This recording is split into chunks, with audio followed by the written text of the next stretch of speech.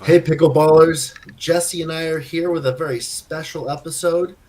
Actually, Jesse, why don't you explain what this event was before we even get into it? We're going to be commentating on some gameplay that we had 2 days ago for a very special event for me. Why don't you set that up? You did such a good job. Sure. So, for those of you who don't know, Ian is a published author. He came out with his book. What's the title of the book again, Ian? At the Edge of Paradise. At the Edge of Paradise, and it's available on Amazon.com and Barnes and Noble. And anyway, he's been talking about this book. He's been writing it ever since I met him a year and a half ago, and it finally was published. So we threw him a surprise book party at our local pickleball facility, and it was great because the surprise really worked. He was truly shocked, and we had about 35 friends and family there. Ian had a chance to talk about the book and sign books and sell some books, and then afterwards we all played pickleball. Yep. I can't believe that I didn't see it coming. You guys got me so good. I had 0% expectations, anticipation. My brother lied to me well. You guys lied to me well. But it's honestly one of the coolest things that anyone has ever done for me. So I appreciate you and your wife so much for doing that. And we got some awesome gameplay from after the book signing. Yeah, so we've been talking about doing this for a while. We just wanted to show you us playing and talk about it as we go along. And we're hoping this might be interesting to people. And if it's not, just click stop and go watch something else on YouTube. But hopefully you'll enjoy it. Yep. And so it's you and Tim versus me and Louie. Louie's been mentioned on the show quite often. Um, Yeah, excellent tell player. us about everybody's game. Like before we start, like is what would you say Louis is like a 3-5? Yeah, Louis. He's very new to the game. Doesn't know what he's doing. He's our resident 5-0 buddy in our regular play sessions. He has come down from 5-3 to 4-9-7 or something like that. But when you're that high and you're playing guys like us in the 4-5, 4-7 range, who can absolutely compete with, like, Louis' best is better than my best, but Louis' good will lose to my best. Louis' average will lose to my good, right? So it's like we're all in that range. So when you're that high and you end up playing a guy like me who's a 4-5, it tanks your duper, pulls you down pretty hard. But Yeah, he's I think he actually lost in mixed doubles, as I recall. That helped yeah, lower his duper, and I didn't see the game, but I'm pretty sure I can imagine that he didn't see too many balls during that game. insane dropping, insane dinking, good hands at the net. But I would say his dinking and his drop game is kind of what sets him apart. Everybody knows Tim loves it fast, loves to go kinetic, speed ups. You are getting better at your counters with the new two-handed backhand, which we've talked about on the episode before, on another episode before. But again, for you, it's drops and dinks and just holding position, playing defensively. And I think, what am I, the hybrid of everything? I can go fast, can play defense, kind of all around. You're 85, you're 85 turn overall. you're turning into a Brett Lane. Okay, your athleticism is among the best I've seen in our ecosystem in the Denver, Colorado Springs area. I know you've done Ernie's for a while now, but now I'm seeing Bert's too, and I got to tell you, it's pretty scary. Awesome. Actually, there's really quick here, and we get a nice little Ernie. So let's get into this right away. All right, so I think the video starts and it's like 1-0 maybe. I thought it was the first serve of the game. Possibly I'm wrong. Well, I'm on the left. I know, I haven't played in like 3 months probably. So I don't play very often. That's my bad thing. Rally. Yeah, Tim misses the drop, opening of the game. So I just want to point out that I don't really cover the middle much because Tim is my partner. With other people, I hope I'd be moving to the right and covering the middle, but he's so fast and so alpha that I pretty much just stay in my lane. Yeah. Yeah. And I'm playing the right side for Louis, and we'll stack. So I'm having Louis play alpha, and I'm playing beta for the duration of the match.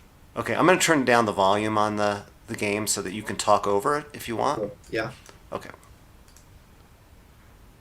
All right, so this is like 0-1-1. Yeah. So I serve. Louis drives it. I hit a drop. This is actually a good little rally here. I watched the first 2 minutes of this. Watch my dinking here. This, oh, no, it's the next rally. That one I just went for too much on the roll. Louis got that nice big serve. Let's see where it lands. Yeah, It goes pretty to deep. my backhand. Good reset from there. Another reset. This is some good thinking here. Come over to Tim. I come to Tim again. Now I go the opposite direction, pull you, and Ernie. And then Yeah. Louis puts it away. Yeah, that I have to say that was really a good setup there because of the deception with your dink. It wasn't clear to me that you were going to go that way. And even though you don't play the middle that much with Tim, when I get that forehand roll on the dink and I just keep pulling him to the alley, it does cause you to step. And then I go inside out with the deception back to the alley, and I go because I know you're probably going to come up the alley on your drop because that's the safest shot for you there. Yeah, and because it's the beginning of the game, I wasn't yet kind of dialed into your Ernie threat. After this happens 2 or 3 times, I sort of like get it in my head. Okay, I need to stop going up. I actually the get alley. annoyed with you. You quit giving them to me, and I was like looking for them the whole time. I'm like, you just wised up to it. So I'll get the serve. Nice. That was a nice job. Maybe you want to give it a tiny bit of volume, Oh, okay, sure. just like a tiny bit, just so it can feels natural. Yeah, there we go. Tim hit it out. Yeah, the beginning of games are always kind of ugly. People are getting in rhythm, feeling patterns, kind of just knowing. It's kind of strange. That was an ill-advised lob that Louis somehow put together, and then misses that while he's on the move. That was definitely my fault, though. Going up that. There was a good return of serve on that, very deep. Okay. Reset, backhand. Tim says right there, he's like, "Why did I drive at your backhand?" Yeah, that came to me so fast. I don't really blame myself for. Oh no, that was Popping definitely it up. Tim's fault. Yeah. He punched that right into my counter.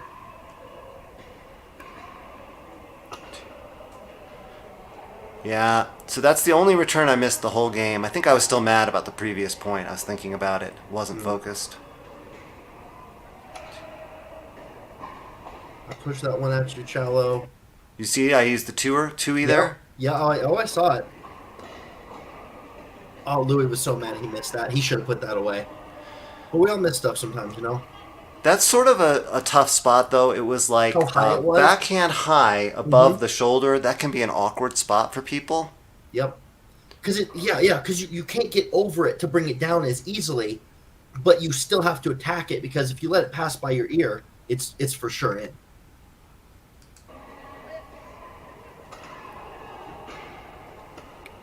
Good drop from you, except it wasn't. Oh, yeah. So that was... I just want to go back and look at it use again. the arrow Where you were key. standing... Jesse, if you use the arrow keys on your keyboard, it'll go back like 5 seconds instead of having to come in and out with the mouse. Oh, let's see. So the space bar, yeah. the space bar will pause it, and you can go back and forth the arrows. All right. I don't want to watch that one again. Is this the right place? I think it is. I think it is.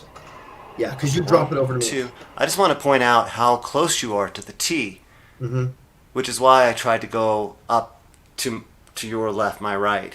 And also, watch, your drop is not actually that close to the alley.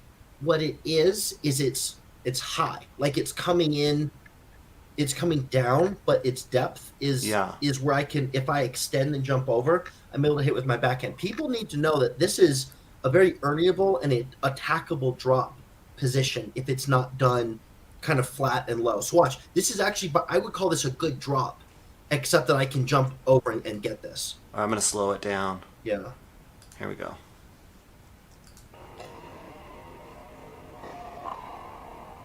Yeah, it was high, but like you're Your really depth tuned was in. fine. You're really tuned in to using the Ernie. You're thinking about it. Mm-hmm. It's great. And your depth was fine, but the problem was because of where it's coming in at its height, like it's shallow to the net, but when I can clear and I have that time to see it, I'm only getting to it early because I'm clearing so much of the kitchen. Like if you back it up just a little bit more with the arrows, look where I'm jumping from. And this is something we've talked about on the podcast, but it's one of my secret weapons. Is I go from halfway, but I just get there early because I can clear so much. Yeah, I feel like against most people, especially if I play 50 plus, like I'm not gonna have to worry about that kind of leap Nope. halfway across the court. Yep. Yeah, it's really really nice. Good job. So from here, it's all a mystery to me. Louis signaling stay, I think, or switch. Can't remember what he wanted to do. Terrible return. And see, I think I was trying to switch with him, and that's what got in my head. I actually don't mind these days because I've been getting better at my alpha. I like staying on defense. I don't like switching. Just that movement, you can kind of confuse yourself sometimes, especially with inconsistent returns. So you'll find the rest of the time I stay on the left. Oh, were you planning on switching there? We were planning on switching there, and after this, I tell him, let's just stay because Yeah. I'm good enough on the left. Now, it's not where I'm best, but I'm good enough now. I don't find it necessary. Yeah, so that's the thing about switching is it's cognitively it's just one more thing to think about. Yeah. And I think it makes it just a little bit harder to get a good return of serve and increases the likelihood of an error. And the fact that my returns aren't very good, and I got a guy like Tim who can drive so well, and a guy like you who's smart, where you can at least put the ball in exploitable locations, that I'm just like, it's like, why? It's not benefiting me. The cost return isn't good enough when I'm playing against people who can really put me in disadvantaged situations because of it. Right. So for you, rally scoring will be a good thing because Yes. it'll just make it that much easier for you to stay in one spot, stay in the right the whole time. If Yep. that's what you want to do. Yeah. Okay.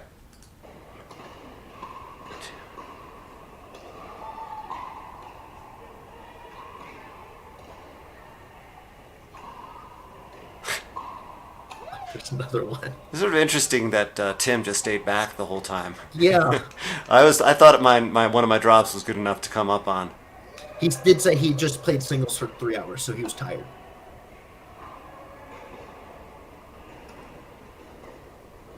Good dinking from Lou. Tim with that backhand. This is a fun rally right here. Oh, that was Just missed out. with the lob. That's a great time to lob. When guys are moving you around at the dink and you get in trouble and you get spread wide, throwing one up through the corner. Now, Tim decided to go down the line, but if you send that to the opposite corner, you get so much time back, and guys generally aren't expecting that because they're looking, oh, where's he going to put this dink? Can I attack this? Right? So I think from there, the lob's generally a safe shot. Yeah, I had a couple of similar lobs later in the game, you'll see. And yeah, usually I'll do it if I know I'm about to be earning and I feel like I have no choice, really. Yeah. Yeah. Okay. We don't know the score. Sorry, listeners.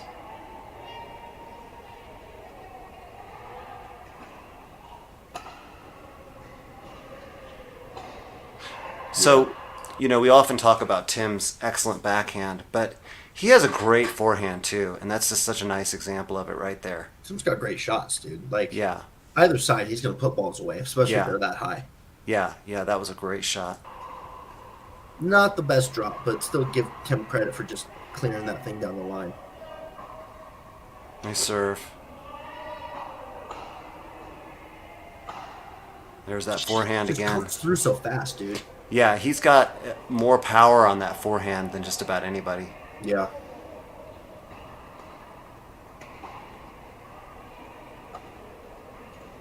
He handled that so well. So that's kind of a desperation lob there, and it worked. Yeah. It's rare for a lob to work over Lewy. But again, it's because I think Louis knew he had you at a disadvantage. So he's expecting you to do something different than the lob, right? Like, he's like, I got you under pressure. It's going to be a bad dink. But his balance is off because he's looking to lean forward, and then you throw it over his head. Right. That's right.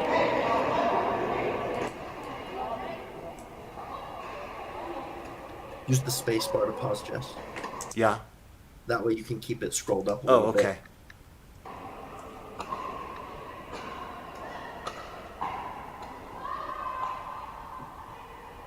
I can put balls away too. Yeah, for sure. Or you scrolled all the way up. Oh, is it like showing only part of the screen? Yeah, scroll up a little bit. You're going the opposite. Yeah, Oh, there we go. Yeah. Yeah, keep it there, and then just use the space bar and then Gotcha. the arrows to move through. All right. Sorry, boomer tech here. Space bar. Here we go. First time we're doing this. We're going to be some hangups.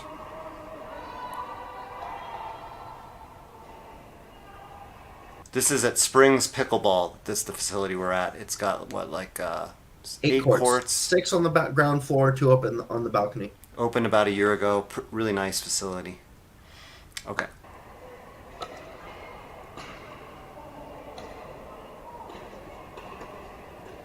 I was surprised Louis didn't attack that. Yeah, I thought that was... You had attackable too, but I know you're not going to attack him. Lie in my face.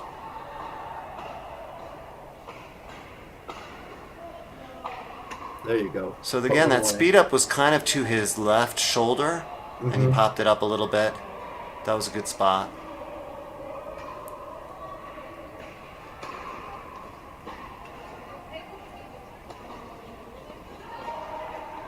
Me, I'd have earned it. That's frustrating. That 5th shot drop was too high.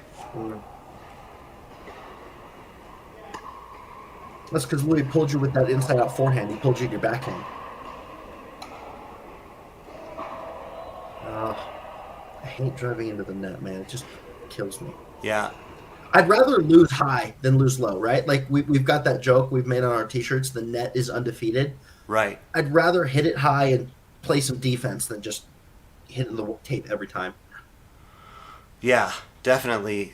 The 3rd shot's got to go over the net. That's crucial. Yeah.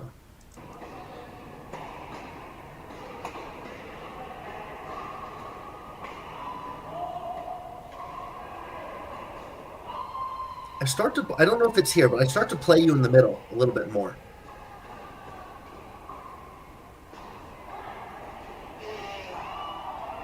Tim sometimes has trouble with dinks to his left foot that are straight ahead. And that have a little bit of depth to them. Because he can't step back far enough, but he's also uncomfortable taking them out of the air.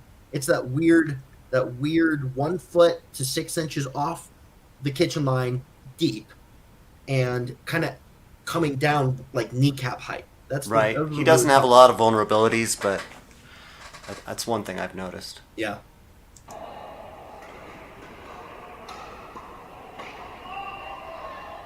That's another 3rd into the net. Come on, man. I know. That's not 5.0 play. I'm not a 5-0, Jesse. Not yet.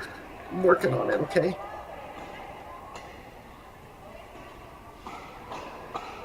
Oh, so nice.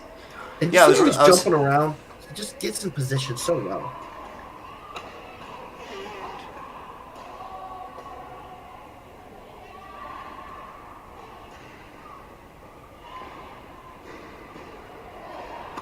There we go, moving Tim around.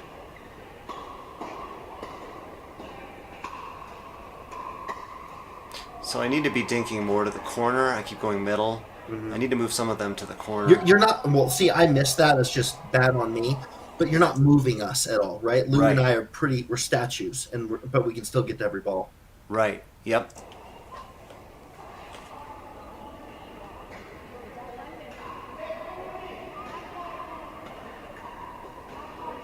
Yeah, I think we had some confusion about who's serving here. Yeah. Where.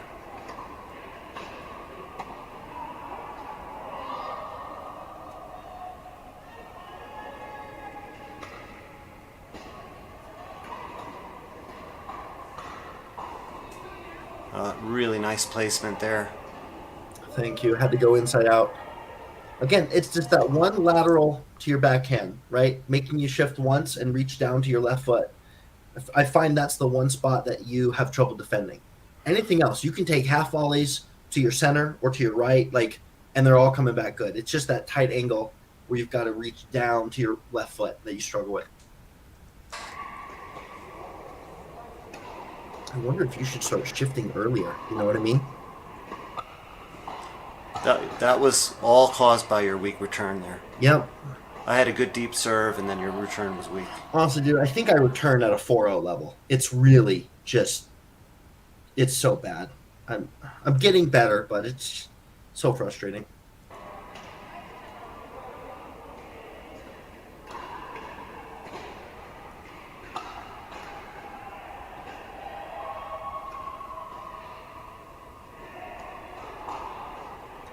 So that again, that was a speed up to your just above your left shoulder. Mm-hmm. I think that's a really good spot. Now I wonder if that would have gone out if you had left. I remember that particular one. Louis yelled out, and I think that one probably would. I should have let it go. But with those, you'd never know exactly, right? Because if they don't have enough energy on them, they'll land inside the back line.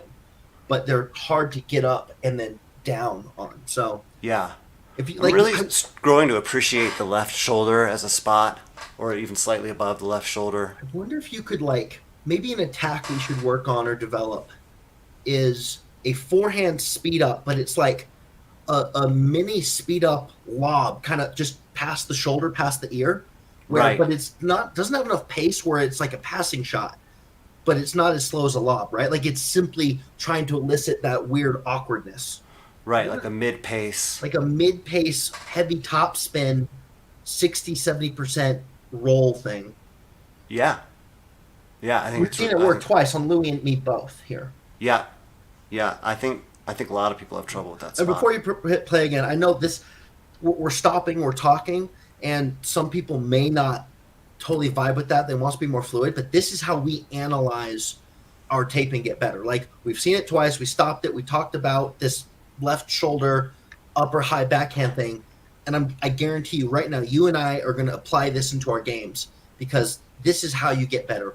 If you aren't taping your games, listeners, you really need to start. You will discover so much about your game.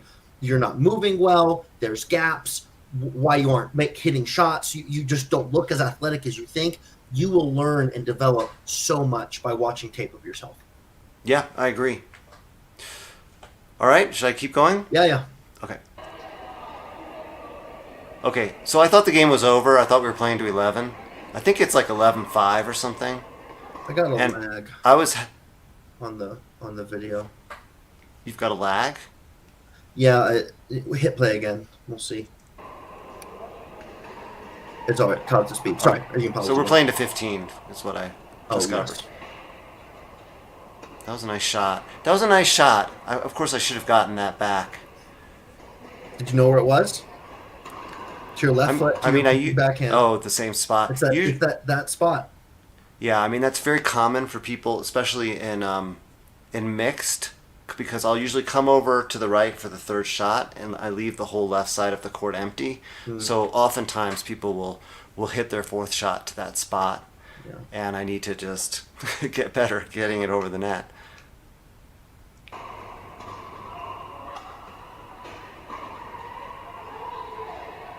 Yeah, so I think you've missed 2 or 3 thirds and 1 or 2 returns. Yeah. I'm not trying to pick on you, but I'm just saying like you've got this spectacular athleticism and a very glamorous game, but some of these basic shots you're missing. Well, we both know, and our listeners are getting it live in real time. This is a broken record. You tell me all the time, if I fix my returns and I fix my thirds, then I'll probably be a 5-0. Correct. But both those things are severely underdeveloped. And yeah, we all have weaknesses, and those are yours. Yep. Yeah. Yeah, so that hit the net cord, and my return was a little shallow as well. Are you able to see this? It's lagging for me. Like it's chopping. The video is chopping. So I don't know if maybe you can decrease the quality on the video or just let it buffer, or maybe just even quit pausing it. Quality is auto. I can reduce the quality of the video. Maybe that'll help. I don't know. Yeah. Let's try that. Yeah. Looks the same to me. Nice.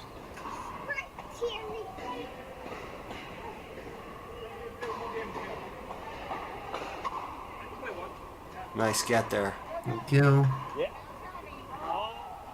Hold you again. Oh, I missed that one. I remember. Look at my face. I was so sick of those Ernies. And that would have been my 5th Ernie, I think, if I'd have gotten that one. Yeah. I think after this, you stopped giving them to me. I don't think I get any more. I've just got to be like that from the first point when I play against you. Yeah. But why did you miss that one? I had to go forehand instead of backhand. So I don't know. I think it was the reach. I couldn't quite get it here. Yeah. So you know how you can kind of extend a little bit more here? And I don't know. For whatever reason, I chose to go forehand on that, and I missed it because, I'm a backhand guy. Right.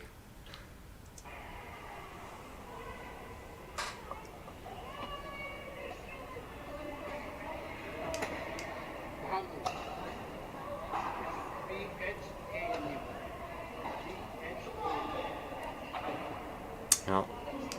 Unforced error there.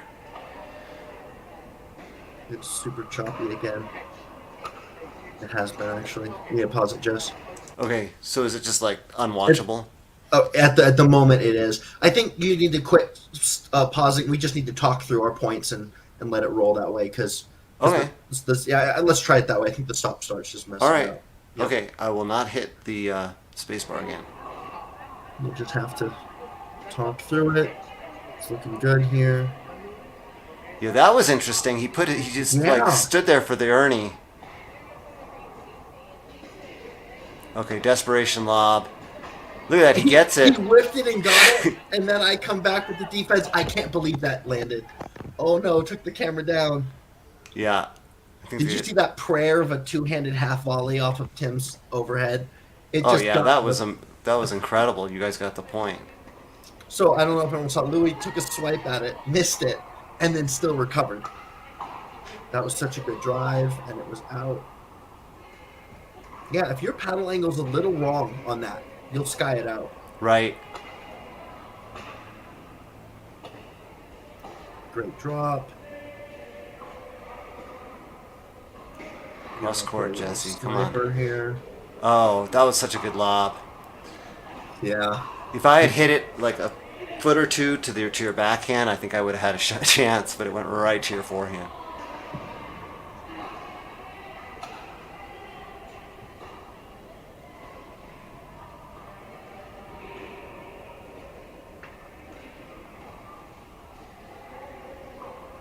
The important thing is you can't freeze out Tim because then he starts to roam.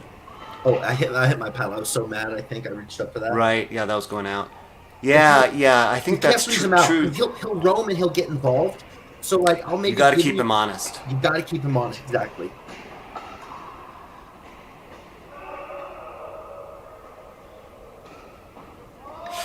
Yeah, I wonder if that was going out too. No, it wasn't. I remember that one. Louis went to me, and I was like, Louis, you got to protect your line. That's my fault. And he was like, no, Tim just hit a good shot. Like Yeah. Tim got pulled. It just rolled that straight through the gap. Right. Yeah, that's one of his signature shots. Really good. And I don't know if I defended it wrong or not because he can also hit that to my backside on the alley, right? Like, I honestly think that was more good Tim than bad us. Like, our court positioning wasn't terrible. It was just it's one of the things he does so well.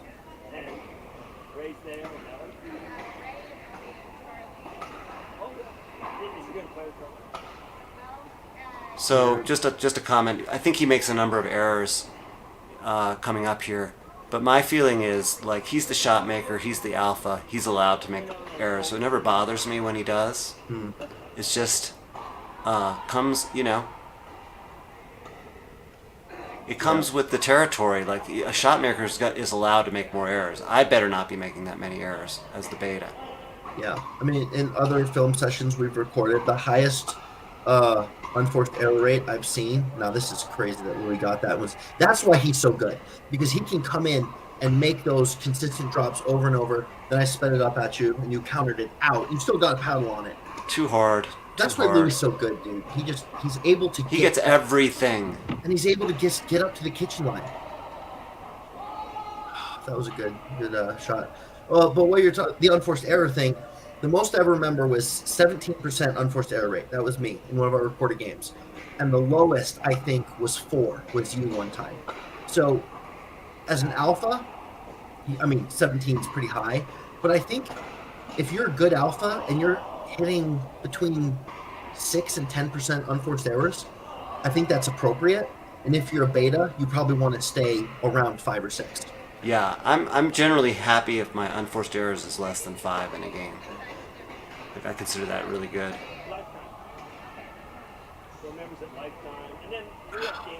I wonder if I should have stepped in on that. It's just I like to defer to Lewy, especially at the net, so much with his ability to move people around in the dink.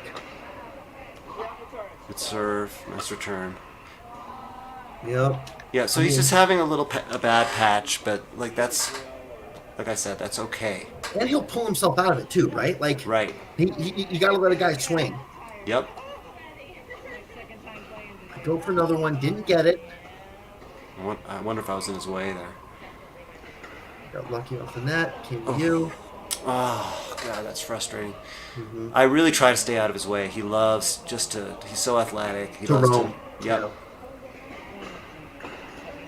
And he will fake creating gaps, knowing that you're going to go into that gap, and then he'll step into it right as you make the paddle contact. He'll step into that gap. Yeah. Yeah, somebody yammering there. We're the yammerers. Oh, that was nice. Dude, that was really nice. Thank you. I mean, it got the net and looked, better than it was. He had a shot at it, I think, had I not clipped the net. good serve. You gotta be willing, even if you're as a beta, you have to be willing to poach your alpha if the right ball is there. This is really good dinking sequence. I knew he was going to speed up there. I reset it. He sped up to your forehand, which is that's the correct place to speed up on you because you're backhand biased. He did everything right. You just got it. Well, he telegraphed it, and I know him. That was more familiarity, that I knew how that ball was going to come in and how it was going to feel. So even hitting it on my weak side, I was able to get it back. And then when the reset came in, it was off pace because he was expecting a counter, and I just reset it, which is why he then missed the next dink. Let Lewy take those thirds. Look at that, just his ability to get the drop. Just every ball lands in the light blue. Pulling you wide, you go up. Oh, yeah. That was great, Ian. Way to cover that court. But that was just a good play, I mean, you threw up the lob. Lewy brings it back. It was in, but it was attackable. Tim attacks, and I just read it right. Oh, I'm so mad about that one right there. If you get in a no man's land transition gunfight with Tim, you're probably not coming out on top. We were both a couple feet off the kitchen line there. That's it. That was great. So I think it was 15-11 in the end. Yeah. You guys, for a bit there, were quite a bit ahead of us. It was like maybe, was it 9-3 or something? And Lewy and I were like, we got to get our act together here. Yeah. Maybe it was worse than that. I feel like when it was 11 and I thought the game was over, it was 11-5. And so, sorry. Takeaways from that. Just you watched that. I haven't seen that. I've only seen the first 2 minutes of that, but that's my first watch through. I think it's your first watch through. What's your impression? I was really happy with my own game. I thought I was disciplined. I didn't do a single third shot drive. I didn't do a single third shot lob. So, sometimes I'll just throw those up for the fun of it.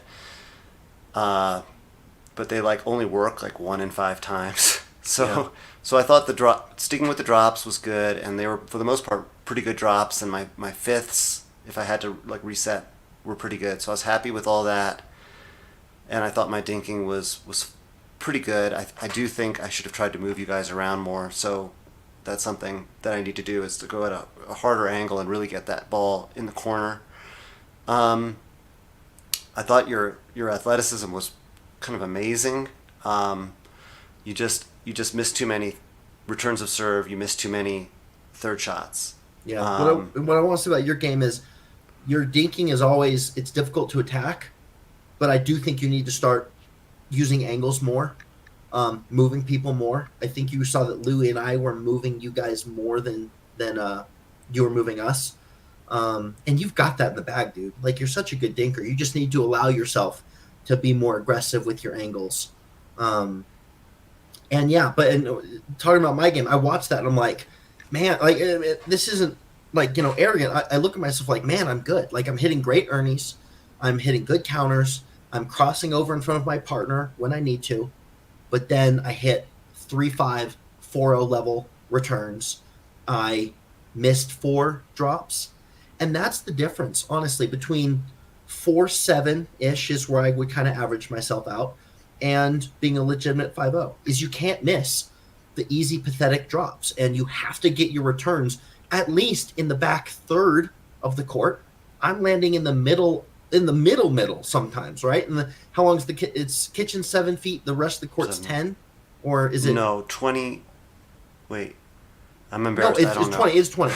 Is it Whatever 20? it is, Okay. I'm not even getting the thing 13 feet off the net. That's just unacceptable, right? So I've got to figure out how to improve that, because I think if I don't make stupid drop errors and I can get my return serviceable, where I can get to the net, or I don't cause a drive in my partner's face, or me trying to take what would that be, a 4th shot reset while I'm on the move in transition zone.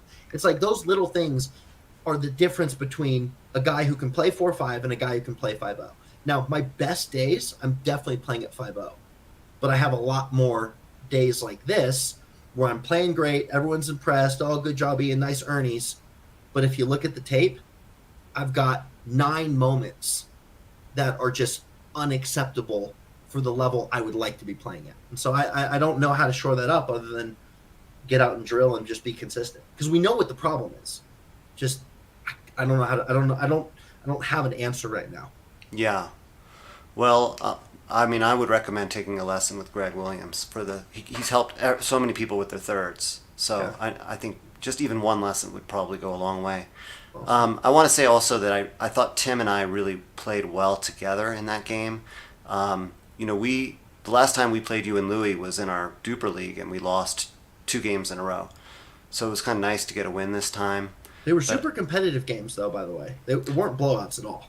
Yeah, I think one of them was pretty close, but I felt like a lightness with Tim, like it was like, oh yeah, here we are again, together again. It's been a while since we played together, and just kind of a nice feeling. And like I said, I feel like if he misses a shot, I don't even in my inside voice, I never say like, oh, come on, Tim, oh, that was a dumb shot. No, like I'm never like that. I'm just like, that's cool. And can I Like- speak to that? Because that's talking about communication. So here's the thing. When you've got a guy like Tim, and maybe you are that player, or maybe you play with a guy like that, but you and I are 2 guys who, defer to the beta most of the time. Me in particular, because I'm backhand dominant and I like the right side of the court. That's kind of why I defer there. If you communicate 2 things to your alpha, that they can do no wrong, right? That relieves so much pressure. And if you genuinely mean that, like, I'm the same way. Tim and I are playing in the Duper League together. When he makes mistakes, I literally don't feel even an inner voice frustration. Right. I'm just like, he has to do his thing. It's like you can't have your cake and eat it too. He's going to make mistakes, and he's going to make heroic plays. My job is to be steady, not to add to that burden. And then also, so not only do you have to communicate to him he can do no wrong, and that also helps your own internal voice, but then he also will play to his best ability. He knows that when you and I are on the court with him, he has free reign to do whatever he wants, wherever he wants, whenever he wants. And Right. he can step in front of me. I won't get mad. He can go for something, swifty, and it's acceptable. And to give that freedom is so useful for dynamics. Now, sometimes guys like me and Louis plays a different version of an alpha. We've actually tried to pinpoint this before, and we're having trouble communicating it because he's so good, but he also doesn't like to impose himself on his partner. He's like, I don't want to. I want equal touches. I don't want to do that. I don't want to disrespect Ian. He's like a 5'3", but he's a humble 5'3". Yeah, and he's like, I don't want to disrespect Ian by taking that ball because Ian can get that ball. I'm like, but Louis, you're so good. You take that ball. So we're actually trying to encourage him to cut us off more, to be more greedy with his touches, to feast more. And there are some guys like that who, personality-wise, they aren't willing to go that far. And we're trying to give Louis permission to do that. Stolp, has free reign to just do whatever he wants. Tim has free reign to do whatever he wants. So whether you're an alpha or a beta, I think it's in my mind right now. Have that communication with guys that you play with. Let them know the expectation. When you and I play, we've already talked about that. You let me go out and be a little bit more aggressive than I usually am because we think that's a winning combination for us. So knowing these expectations, knowing the communication, and that's why you and Tim play well together because you know each other's assigned roles. The other thing is, he knows that he has free reign to do whatever he wants. I know that I don't need to speed up the ball like ever. Ever. Because he's got that covered. So it kind of makes life very simple for me. Like, I hit unattackable dinks, I hit drops, and it's very, it makes the game very simple for me, and it improves my play. I was actually talking about this with Ryan Spradlin, one of our buddies in our core group. We were leaving Lifetime the other morning, and he and I we played so well together. And we were trying to figure out why we were playing so well together. And it's because I know that I don't have to overextend myself. So if you think of it this way, if I'm playing with a guy who, we'll use my brother as a really good example, actually. He is, as athletic as me, but plays a tenth or less of the pickleball that I do. And so he doesn't have the skills. And so I know when we're playing the Duper League, he's going to see most of the balls. He knows that. And so when I get touches, I have to do something with it. I can't just afford to hit a lackluster dink in the middle. I've got to create action. I've got to be aggressive. I have to take my opportunities as best I can when I get them because I'm not going to get a lot of them. And even at our level, there's some guys you're like, they're going to get most of the balls, and you feel like you have to overextend and overreach. But when you're playing with a guy like Tim, you're like, I don't have to do anything extra, right? Like, I can play simple, I can play safe, I can play conservative, I can play not even like well within yourself, right? Like, there's kind of, if you think of your toolbox, you can get to those outer boundaries and then you can cross them. You don't even have to bubble up to your boundaries. You can stay well within yourself. And that's more than enough when you have a finisher next to you and a dude who thrives on touches.